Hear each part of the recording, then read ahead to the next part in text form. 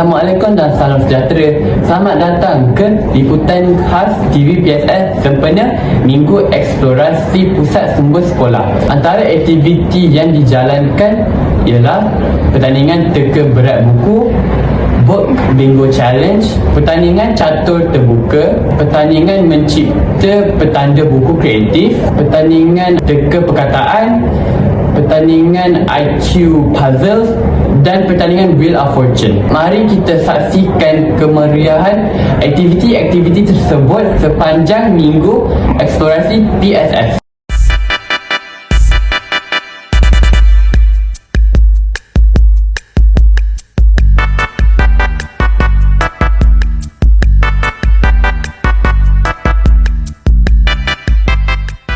Pada hari Isnin, Minggu Eksplorasi Pusat Sumber dimulakan dengan pertandingan teka berat buku. Para peserta dikehendaki meneka berat sebenar buku yang dipamerkan tanpa menyentuh atau mengangkatkannya. Selain itu, Book Bingo Challenge turut bermula.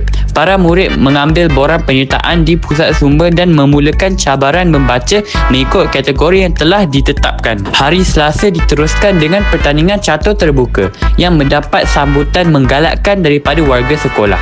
Para peserta menunjukkan kemahiran berfikir secara strategik serta semangat kesukanan sepanjang pertandingan berlangsung. Pada hari Rabu, pameran buku dan jualan kraft telah berlangsung di Dewan Tun Seni Lanang. Pelbagai jenis buku dan hasil kraft menarik dipamerkan serta dijual kepada warga sekolah. Aktiviti ini bukan sahaja memberi peluang kepada murid untuk mendapatkan bahan bacaan dan barang kreatif, malah turut menggalakkan budaya membaca serta menyokong kreativiti dalam kalangan warga SMK Jalan 3.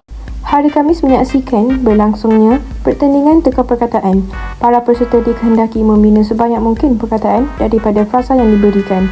Aktiviti ini berjaya menguji penguasaan kosakata serta kepantasan berfikir para peserta. Selain itu, suasana di pusat sumber semakin meriah dengan berlangsungnya pertandingan Wheel of Fortune. Aktiviti ini bukan sahaja menguji pengetahuan am dan kepantasan berfikir, malah turut menceriakan suasana dengan sorakan serta semangat daripada para peserta. Pada hari terakhir, para peserta mengambil peluang menghantar penyertaan yang masih berbaki sebelum tarikh tutup pertandingan. Minggu Eksplorasi Pusat Sumber berakhir dengan sambutan yang amat menggalakkan daripada warga SMK Jalan 3.